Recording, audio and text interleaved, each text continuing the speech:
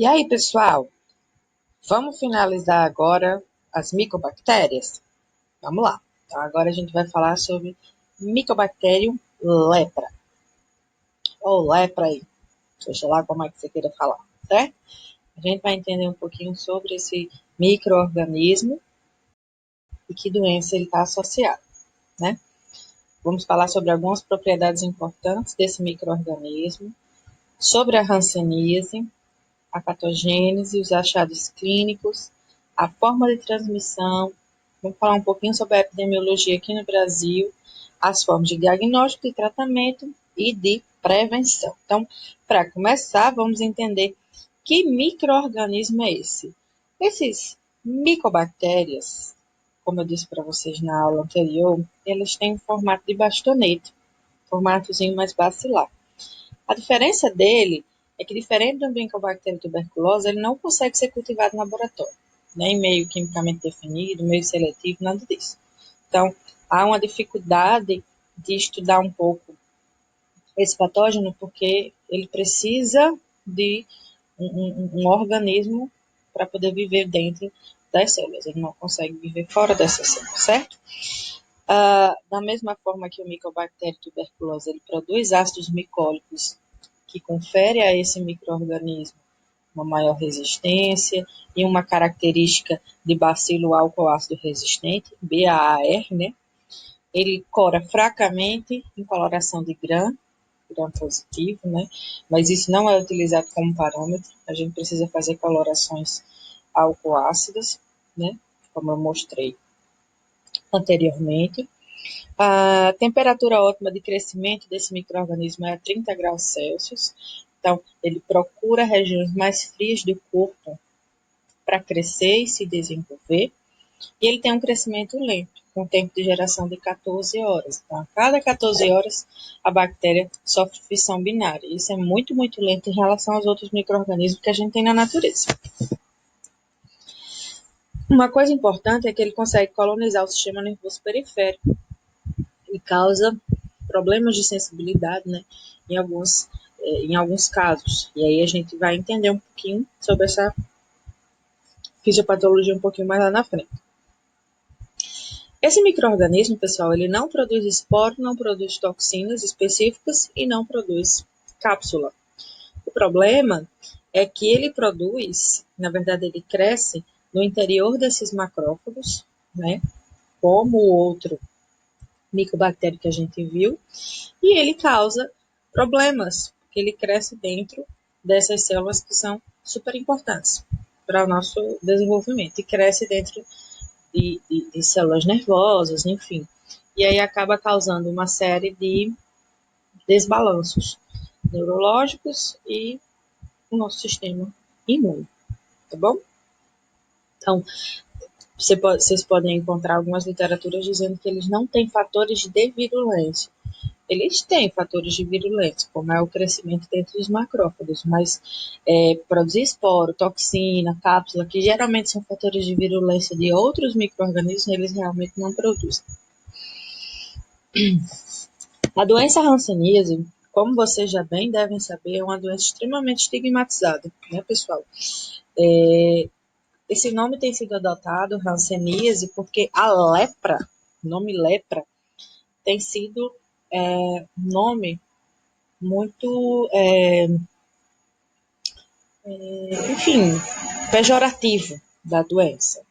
Antigamente, as pessoas que tinham hanseníase eram chamadas de leprosas, né, lazarentas, eram as pessoas que, enfim, tinham manchas, feridas, e como a lepra não tinha cura naquela época, então havia a humilhação, as pessoas eram isoladas da sociedade, eram chamadas de mortos-vivos, porque se a pessoa tinha lepra, ela ia morrer daquilo. Então, Hansen foi o cientista que descobriu essas micobactérias. Então, por isso que se chama doença de Hansen, hanseníase ou lepra.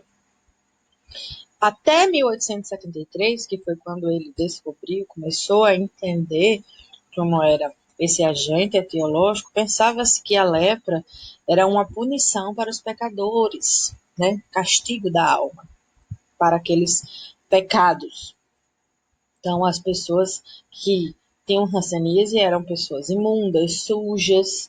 Se você estivesse passando numa rua, uma pessoa passasse perto de você, tivesse hanseníase do outro lado da rua, ela tem que ficar no outro lado da rua, tinha lugares para as pessoas ficarem. Quando você tinha hanseníase na família, as pessoas lhe colocavam dentro do quarto, deixavam você morrer lá. Então, tinha os leprosários, os lugares onde as pessoas colocavam pessoas com hanseníase, para deixar elas lá, né?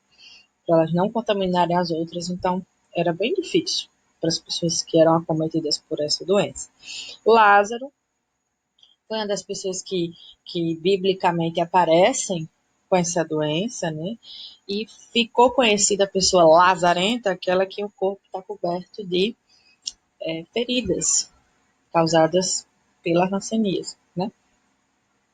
Então, essa doença, pessoal, ela tem como patogênese a colonização do sistema nervoso periférico, principalmente, tá associado a ele. Pode crescer em outras partes, mas a gente começa a ter os problemas de desmielinização quando há a colonização do sistema nervoso periférico, né? Ocorre um aumento da fibrose desses.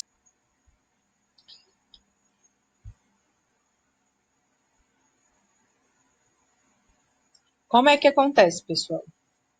Ainda não está bem elucidado como é que esse vírus consegue sobreviver dentro do organismo humano e causar essa doença. Mas existem alguns modelos animais que nos dão essas pistas, como eu vou trazer para você. Ocorre a infecção dos nervos periféricos e essas bactérias, elas têm predileção pelas células de Schwann, certo? E eles começam a se proliferar e a célula começa a perder a mielinização e começam a haver falhas no sistema nervoso periférico, certo? Essas células ficam sempre tentando se reprogramar, se desdiferenciar,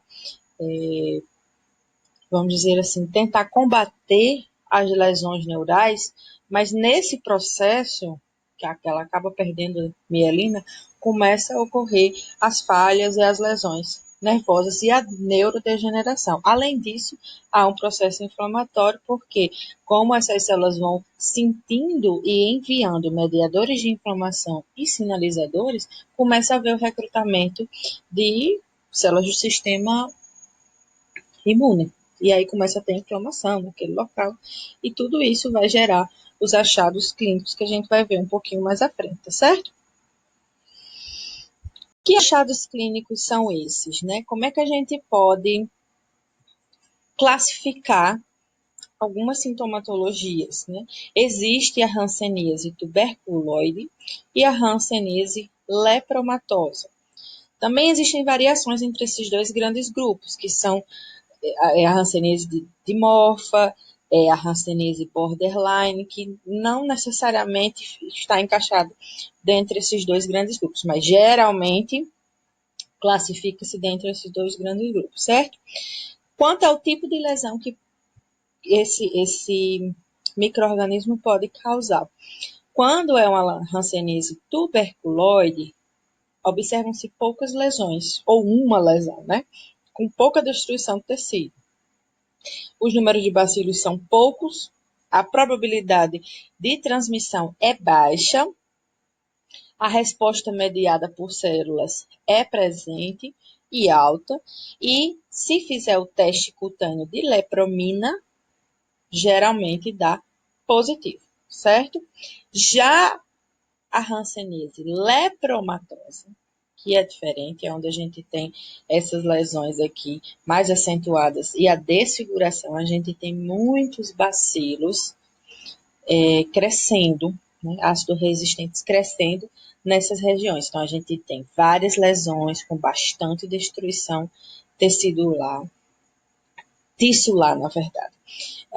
Existem a alta probabilidade de transmissão, quando está nesse nível, né, quando tem essa quantidade bacilos.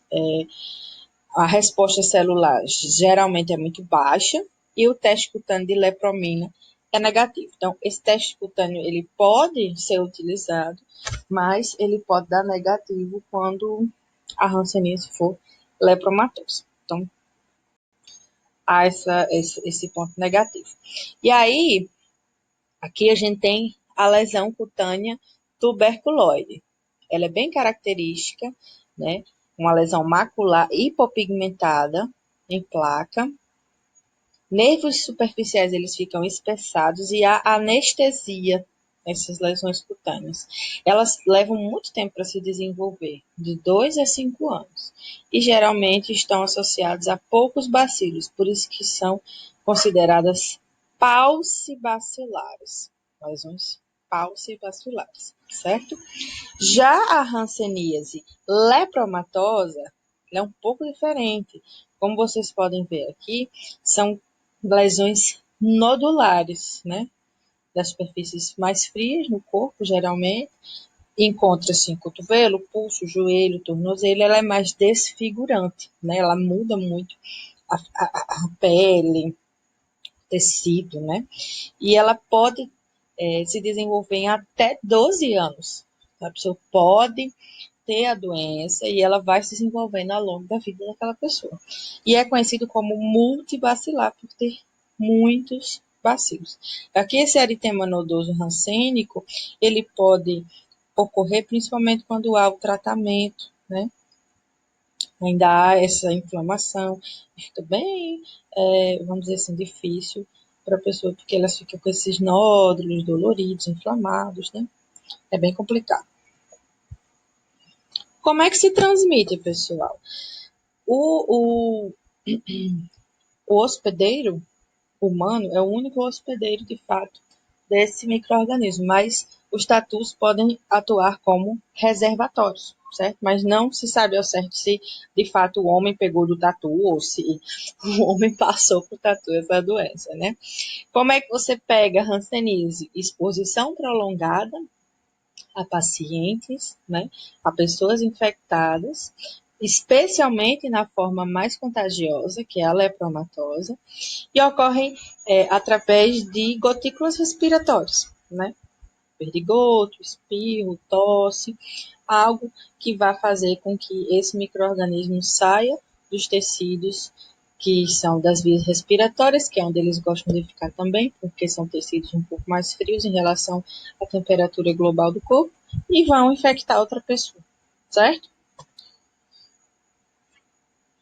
Aqui a gente tem alguns dados epidemiológicos desse ano ainda, do Boletim Epidemiológico de Hanseníase, que saiu agora de 2020.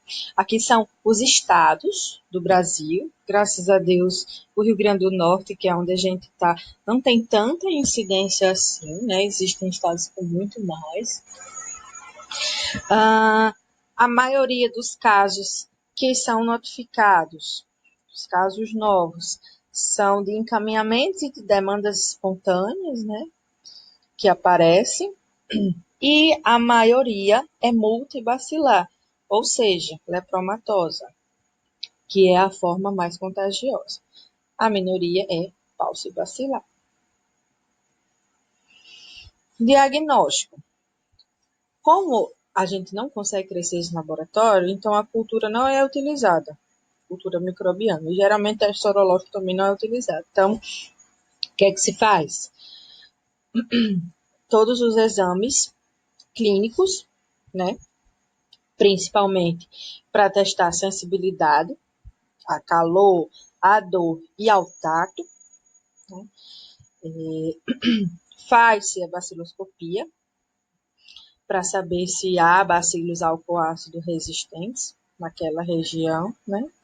E pode-se fazer teste cutâneo com lepromina, mas como eu falei para vocês, para a forma lepromatosa não há atividade. Então, fica complicado utilizar. Geralmente é diagnóstico clínico junto com a baciloscopia. Como é que se faz o tratamento, gente? Existem alguns fármacos que são utilizados, como a dapsona e rifampicina, né? Principalmente para a forma tuberculoide e para a forma lepromatosa, esses dois mais clofazamina, né? Ou quando a cepa é resistente à dapsona, também utiliza, mesmo que seja tuberculose. Esse tratamento pode durar um tempo bom, né, até 2 anos, e não pode deixar de tomar o tratamento, né, de fazer o tratamento certinho. E como é que se previne? Não há vacina, se previne tendo ciência das pessoas que têm rancenias, evitando esse contato, a troca de perdigotos, e dando dapsona como profilaxia antimicrobiana para as pessoas que são da família, que são próximas a esse paciente, certo? Para estudar, pessoal, para esse capítulo, vocês podem utilizar a Microbiologia Médica e Imunologia do Levinson, podem utilizar também o Trabulsi de Microbiologia e Microbiologia Médica de Murray. Os três têm ótimos, excelentes materiais para vocês estudarem. Se vocês tiverem alguma dúvida, é só entrar em contato comigo. Vocês podem mandar e-mail para mim, me seguir no Instagram, entra no meu canal do YouTube, enfim, de várias formas. Eu espero ter ajudado vocês a entender um pouco sobre esse tema. Que vocês quiserem conversar comigo, é só entrar no fórum e a gente vai conversando até lá, tá bom? Um grande beijo e obrigada por assistir. Obrigada por assistir a aula.